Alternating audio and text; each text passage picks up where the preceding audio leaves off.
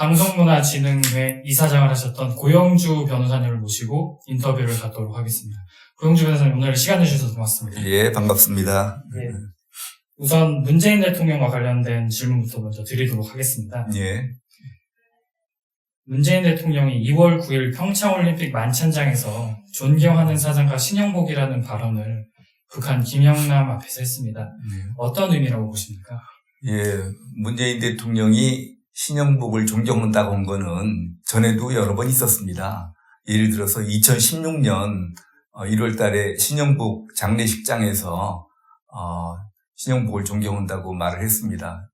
그런데 이번이 그거하고 조금 좀 특별하다고 생각할 수 있는 부분은 전에는 신영복을 왜 존경하는지, 서예가로서 존경을 하는지, 뭐 다른 걸로 존경을 하는지 그게 불분명했었는데 이거는 사상가로서 존경한다라는 걸 분명히 했습니다. 그게 좀 첫 번째 특징이고, 두 번째 특징은 이게 지금 북한에 이렇게 김영남이 국가수반이라고 할 수 있는 김영남 앞에서 그런 얘기를 했다는 점이 좀 독특하다고 할 수 있겠죠. 그렇다면 존경하는 사상가 신영복이라는 발언을 함으로써 문재인 대통령이 갖고 있는 평소에 신념이나 이념을 더 확고했다고 보십니까? 그 다른 면으로도 아니고 사상가로서 존경을 한다고 했기 때문에 결국 신영복과 같은 사상을 가지고 있다고 밖에 받아들일 수밖에 없지 않습니까? 그 신영복이 연루된 통일혁명당 사건에 대해 좀 간략하게 설명해 줄 수 있으십니까? 예, 통일혁명당 사건은 제가 공안 검사를 하기 전에 그냥 공안 역사로만 알고 있는 얘기죠. 통일혁명당이 이제 적발이 돼가지고 1964년에 이제 인혁당 사건이 있었고 68년에 통역당 사건이 있었고 하는 그 이제 공안 역사의 이제 일부분인데 김종태가 북한에 가서 김일성을 몇 번씩 만나고 그렇게 했는데 그 부분에 대해서는 이미 신영복을 잘 아는 이제는 김문수 지사님이 지난번에 이미 다 말씀을 하셨고 그런 것 같아서 제가 따로 더 드릴 말씀은 없습니다. 다만 명확하게 하자면은 반대한민국적인 운동이었다는 건 확실하죠. 그건 완전히 김일성을 몇 번씩 만나고 충성맹세를 하고 간첩 조직이죠. 그 신영복 이 교수가 전향 여부를 명확하게 밝히지 않았는데 이거는 전향을 하지 않았다고 보는 게 맞습니까? 아니면 전향 여부를 밝히지 않은 게 아니라 위장 전향을 하고 감형을 받아서 석방이 됐죠. 그런데 나와서 그거는 그냥 형식적으로 쓴 것이다. 전향서를 쓰고 안 쓰고는 아무 문제가 없다.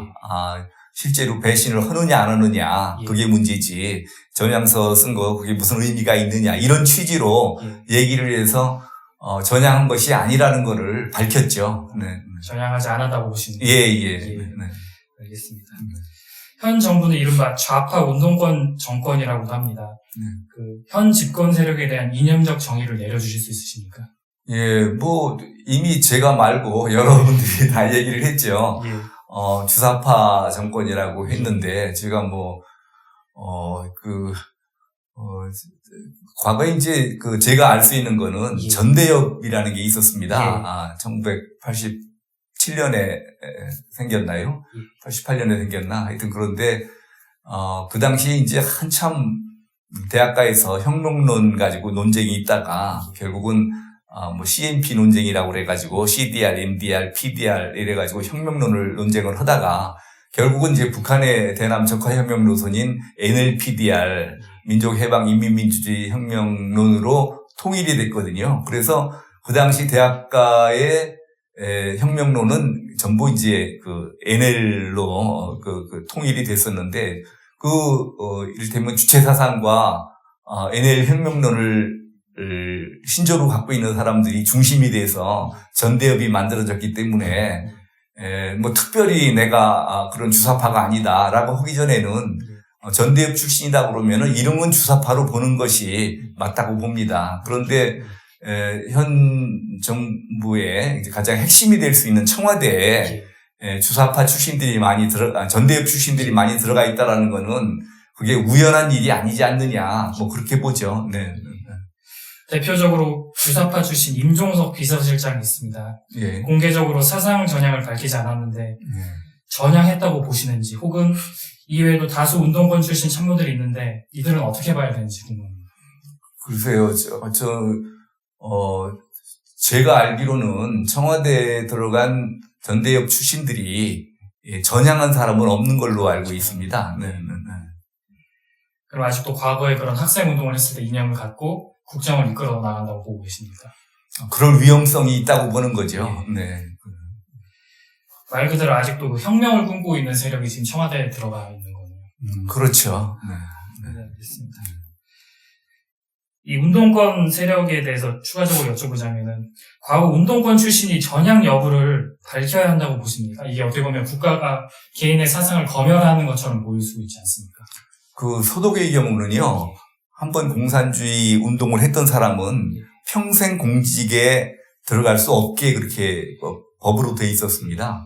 그런데 지금 우리나라에서는 거의 그런 거를 공산주의 활동 경력을 도리어 지금 훈장처럼 생각하고 정부 정치권에서 받아주고 그러고 있는데, 정치인이라고 그러면은, 공인이라고 그러면은, 자기가 사상, 이념이 어떤 것인지를 확실히 밝혀줘야죠. 예.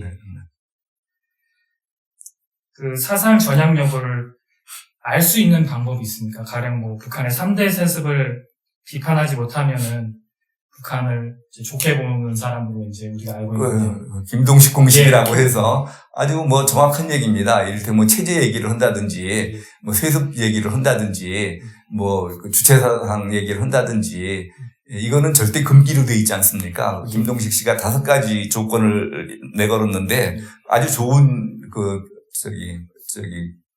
판별 방법이라고 생각을 합니다. 네.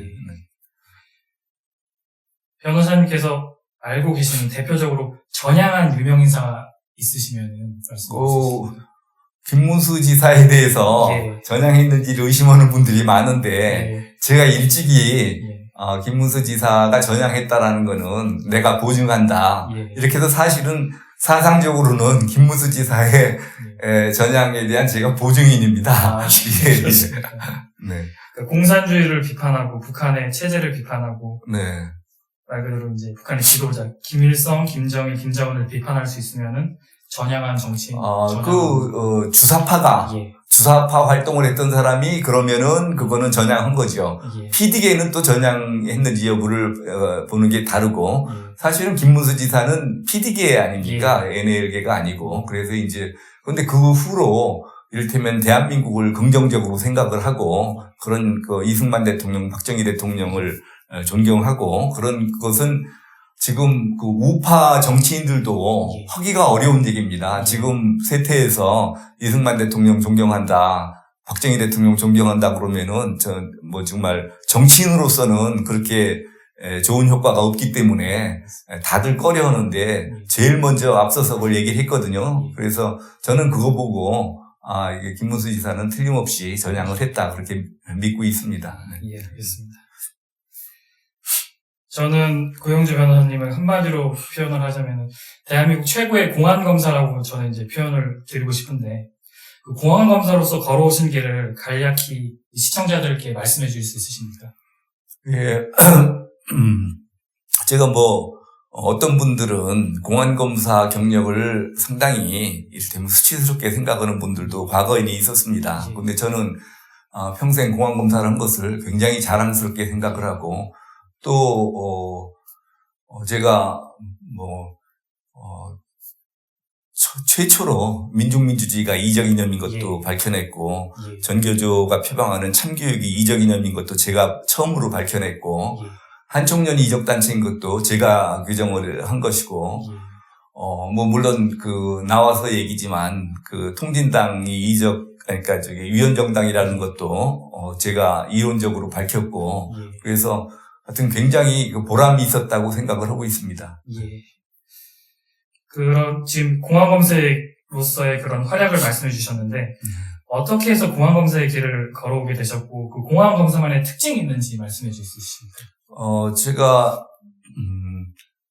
1980년도에 부산으로 이제 전근을 가게 돼서 82년 근데 5, 6월쯤에 처음으로 이제 이를테면 그 전에 공판 담당을 오면은 전부 이제 익숙해질 때까지 공판을 담당합니다. 그러다가 이제 뭐 형사부, 공안부, 특수부 이렇게 배치가 되는데 처음에는 제가 특수부로 배치가 됐었어요. 뭐 배치가 됐다기보다는 특수부장께서 저를 불러서 같이 일해보자. 그래서 저는 내가 특수부에 배치되는구나.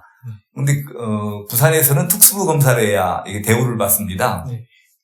그런데 발표가 났는데 공안부로 그때 처음 공안부가 생겨나면서 신생 공안부에 이제 그 배치가 됐어요. 그래서 웬일인가 알아보니까 그 당시 공안부장도 나를 자기가 쓰겠다.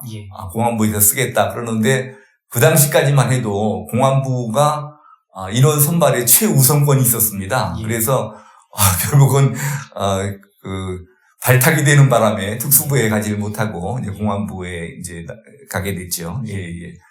근데 이제 그 당시는 전국 대학에서 일제히 의식화 학습이 시작이 될 때입니다. 그래서 학생들이 의식화 학습을 받는 거하고 함께 제가 거기 진도에 맞춰서 이렇게 공부를 할 수 있게 됐어요. 그래서 차분하게.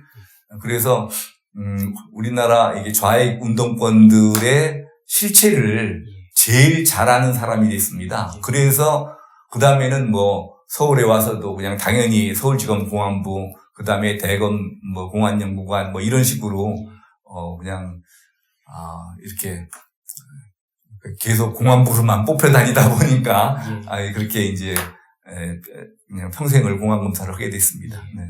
공안검사로서 수사를 하시면서 기억에 남는 사건 같은 게 있으십니까? 피의자나 뭐 많죠. 요새 제일 인구에 회자되는 불임 사건, 이제 공안검사가 되자마자 제가 맡았던 사건이고, 또 해방 이후 최대의 공안 사건이고, 그 최초의 반미 투쟁 사건인 부산미문화원 방화 사건, 그런 식으로 해서 제가 직접 간접적으로 대한민국 큰 공안 사건에 관여 안 한 것이 거의 없을 정도로 다 관여를 했습니다. 공안검사가 과거 정부에서는 이제 말 그대로 엘리트 코스였었는데 민주화를 거치면서 점점 기피하는 부서가 됐습니다. 이제 노무현 정부 들어서는 공안에 대한 그런 거부감을 노골적으로 드러냈는데 노무현 정부에서 인사상의 불이익을 받은 걸로 알고 있습니다. 어떤 일이 있으셨는지 궁금합니다. 지금 그것도 제가 지금 기소된 내용입니다. 기소된 내용인데 제가 이제 인사상 불이익을 받았다 얘기를 했더니 이제 인사상 불이익을 준 적이 없다. 근데 사실은 검사는 이제 법무부 장관이 인사를 하는 거 아닙니까? 그러니까 자기 인사가 어떻게 이루어지는지를 모릅니다. 근데 그걸 어떻게 이루어졌는지를 알게 되는 그런 특수한 계기가 있었어요. 제가 광주고검 차장을 하다가 그 당시에 이제 그 위에 선배들이 뭐 15명 이상 검사장들이 이 집단으로 그러니까 그 일괄 사표를 내는 바람에 지금 뭐 후배들은 몇 계단씩 앞으로 이제 영전 승진 인사를 할 때 저는 이렇게 노무현 정부 시작되자마자 광주고검 차장에다가 대구고검 차장으로 이렇게 좌천성 이를테면은 수평 이동을 했거든요. 그런데 어느 날 대구고검에서 근무하고 있는데 어느 날 전화가 왔어요. 핸드폰으로 전화가 와서 받아보니까 고영주 검사장이시죠? 저 강금실이에요. 보니까 법무부 장관이시더라고요. 그래서 왜 그러시냐고 그랬더니 무슨 일이시냐고 했더니 이번 주에 서울 안 오십니까? 그래서 여기서 약속이 있어서 이번 주 서울 못 갑니다. 그랬더니 그러면 언제 오시나요? 그래서 다음 주에는 올라갑니다. 그럼 다음 주에 오시면 저를 좀 뵈요. 그러시더라고요. 그래서 이제 그 다음 주에 와서 서울지검 앞에 있는 어느 이제 한식당에서 같이 뵀어요. 근데 저는 그때만 해도 그 당시 이제 한 청년 이렇게 합법화 문제하고 예. 전교조 합법화 문제 뭐 이런 문제 가지고 대검하고 법무부하고 의견이 달라가지고 굉장히 이렇게 시끄러울 때입니다. 그래서 장관께서 거기에 대해서 좀 알아보려고 저를 부르신 줄 알았어요. 왜냐면은 한 청년을 이적단체로 규정한 것도 제가 한 거고 전교조가 그 표방하는 참교육 이적 이념인 것을 발견해서 전교조를 이제 이를테면은 전교조 선생님들을 해직시키는데도 제가 관여를 했고 거기에 대해서 물어보는 줄 알고 물어보려고 그러는 줄 알고 만나서 요즘 그 전교조 한 청년 때문에 심려가 많으시죠. 우선은 이게 왜 그거를 한 청년을 왜 이적단체로 규정할 수밖에 없었는지 전교조 참교육이 왜 이적 이념인지 그거를 쭉 설명을 먼저 다 해드렸어요. 뭐 저를 찾을 이유가 그거밖에 없다고 생각을 했어요. 그런데 뜻밖의 이분이 그걸 다 듣더니 아이고 감사하다고 다른 데서는 절대로 들을 수 없는 얘기를 오늘 들었다고 그러면서 그렇지만 저 그런 사람 아니에요. 저 의심하지 마세요. 그러더라고요. 그러니까 제가 은연중에 강 장관도 뭐 그런 세력이 아니냐라는 그런 게 어떻게 비쳤었나 봐요. 저는 뭐 전혀 뭐 장관한테 그럴 리가 있겠습니까? 그러더니 저 의심하지 마세요. 저 그런 사람 아니에요. 그래서 그러면 저를 왜 보자고 그러셨습니까? 그러니까 요번에 이제 지난번에 처음 인사할 때는 이제 본인이 검찰에 대해서 아무것도 모르고 그냥 받은 대로 인사를 했는데 요번에는 자기가 이제 장관 된 이후에 처음으로 이제 실제로 이제 본인 인사를 하게 되는데 그야말로 적재적소에 좀 그 사람을 쓰고 싶어서 그래서 이제 각 분야를 물어보니까 뭐 강력부에는 조승식 검사장 뭐 그때는 이제 검사장 되기 전인데 이제 적합하다고 추천을 받고 보건부는 정동기 검사장이 뭐 적합하다고 추천을 받고 근데 공안부장을 대검 공안부장을 누구를 시키면 좋겠느냐 하고 검찰 선후배 좌우 뭐 안팎에 다 물어봐도 대검 공안부장은 고영주 검사장이 해야 된다라고 전부 그런다는 거예요. 그래서 그러니까 좀 대검 공안부장을 맡아달라. 그래서 이게 지금 저는 이를테면 공안 업무에서는 완전히 배제된 상태였거든요. 그 당시에. 그래서 이게 이분이 굉장히 순진하기도 하고 훌륭하기도 하고 근데 서로 한다고 하더라도 제가 그렇게 말씀을 드렸어요. 제가 여태까지 무슨 소신에 반해서 업무 처리를 한 적이 없는데 현 정부하에서 제가 대검 공안부장을 맡은들 제가 무슨 일을 할 수 있겠습니까? 말씀은 고맙지만 사양하겠습니다. 그랬더니 뭐 장관이 자리를 맡아달라고 이렇게 말씀하시는데 거기에 대해서 거절을 하니 이게 지금 뭐 더 할 말이 뭐가 있겠습니까? 근데 아주 어색하게 그 자리가 끝났어요.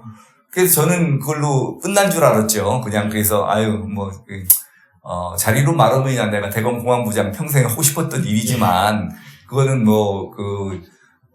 노무현 정부 하에서는 그게 내가 일을 할 수 있는 자리가 아니라고 생각을 해서 거절을 했는데 그래 아쉽긴 하지만 하여튼 마무리 짓기를 잘했다 그러고 있는데 그 다음 주쯤 해가지고 대구에 가 있는데 또 전화가 왔어요. 전화가 와서 고영주 검사장이시죠? 저 강금실이에요. 또 그러시더니 예 무슨 일이신가요? 그랬더니 저 지금 청와대 들어가는 길입니다. 대검 공안부장 꼭 맡아주셔야 합니다. 이러는 거예요. 근데 아니 지금 인사안을 가지고 청와대 들어가시는 분한테 거기서 안 됩니다. 그럴 수도 없고 그래서 어쨌든 잘 알겠습니다. 그냥 그렇게 답변을 드렸어요. 그랬더니 그날 저녁 때 다시 전화가 왔어요. 아이고 죄송하게 됐습니다. 대검 공안부장은 안 되게 됐습니다. 그러니까 저는 다른 검사 같으면은 그게 인사가 어떻게 이루어지는지 모르지만 저는 장관이 나를 시키려고 했는데 청와대 들어가서 이게 안 됐구나라는 걸 아예 바보 천치가 아닌 나는 알죠. 그런데 청와대에서 담당하는 사람이 누굽니까? 검찰 인사를 담당하는 사람은 민정수석 아닙니까? 그 당시 민정수석이 문재인 대통령이었고, 그래서 문재인 대통령이 나를, 그 당시 민정수석이 나를 비토온 것을 알게 됐죠. 어지간하면은 장관 인사를 받아줍니다. 그게 특별한 사유가 없으면은. 그런데, 특히 이제 그 당시에는, 검찰 일에 관여하지 않겠다라고 청와대에서 막 그렇게 천명을 했을 때인데, 노무현 대통령이. 그런데 장관이 하려고 하는 인사를 오죽하면은, 그걸 거부를 했겠습니까? 그러니까, 나를 비토하는 거구나라고 알게 된 거지요. 네. 검찰에서 남부지검장을 끝으로 검찰 생활을 마감을 하셨는데, 남부지검장으로 가시게 된 건 어떻게 해서 가시게 된 건가요? 그 후에 저는 사실상 이제 검찰에서는 이제 앞에 희망이 없다고 생각을 하고 사실 이제 사표 내는 생각을 했었죠. 그랬더니 공안 선배들이 긋고 말리더라고요. 지금 내가 고검 차장검사로만 있다가 맞출 거면은 이게 무슨 의미가 있겠느냐. 그랬더니 선배들은 아니다. 검찰 인사라는 게 그럴 수가 없는 거다. 한 번만 더 좀 기다려봐라.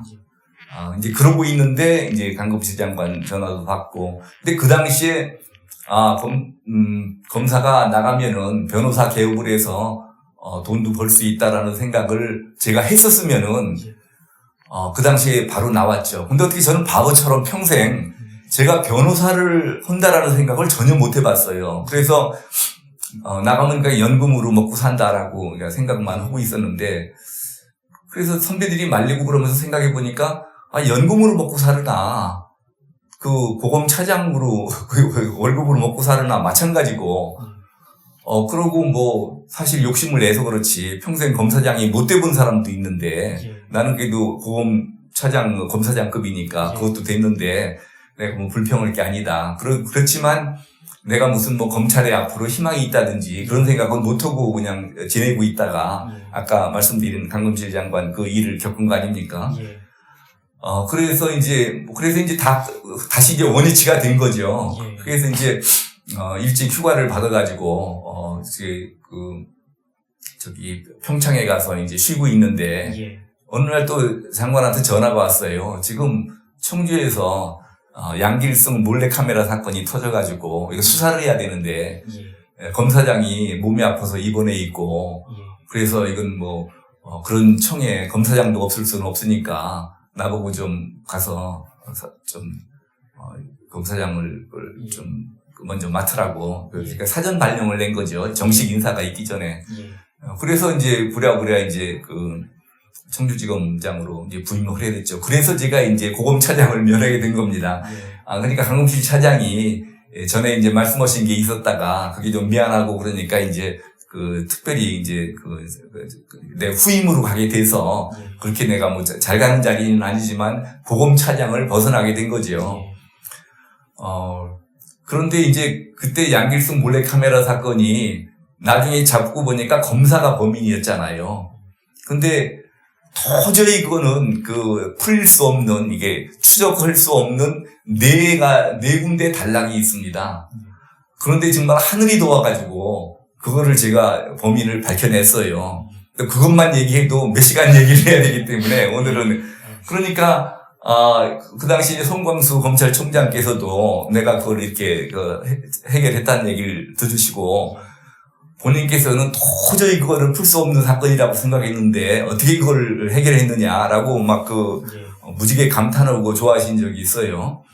하여튼 그러니까 다시 쫓아버릴 수는 없잖아요. 그래서 이제 그렇다고 이제 검사장을 내보낼 수는 없고 그러니까 이제 대검 감찰부장으로 이제 데려다 놨다가 그다음에 이제 김승규 장관님이 오시면서 다소 이제 만회를 해서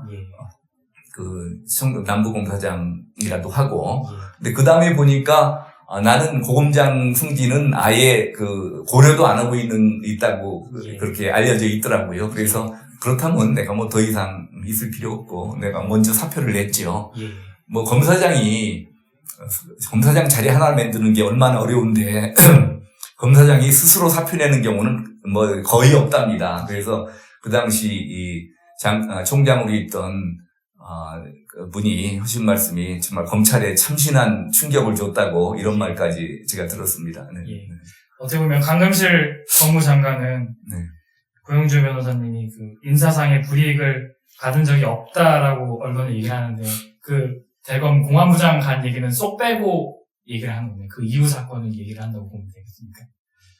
인사상 불이익을 받은 적이 없다. 지금 강금실 장관님을 지난번에 증인신문을 했어요. 근데 이제 나한테 공안부장을 제안한 적도 없고 어떻게 장관이 그거를 먼저 제안하느냐 공자 말씀을 하시는데 저는 사실은 강금실 장관한테 미안하죠. 저는 검찰에 아무런 희망이 없을 때 어쨌든 그분이 나를 알아서 써주려고 그래도 장관이 이 적재적소에 사람을 아무런 사심 없이 적재적소에 사람을 쓰려고 했다라는 거는 대단한 겁니다. 그런 분 거의 없다고 보시면 돼요. 저는 평생 처음 본 거예요. 그래서 강금실 장관을 굉장히 제가 높이 평가합니다. 그분이 내가 무슨 그분한테 나를 어떻게 좋은 자리를 보여달라고 인사 청탁을 했다든지 전혀 그런 게 아니고 본인 스스로 어느 자리에 누가 적격이냐를 찾아가지고 그렇게 했다라는 거는 장관으로서 굉장히 훌륭하신 분이고 내가 사실 그런 면에서는 연세는 어리지만 존경을 합니다. 그리고 아까 말씀드린 것처럼 아무 희망이 없던 상황에서 청주검사장이라도 희망을 키워준 분 아닙니까?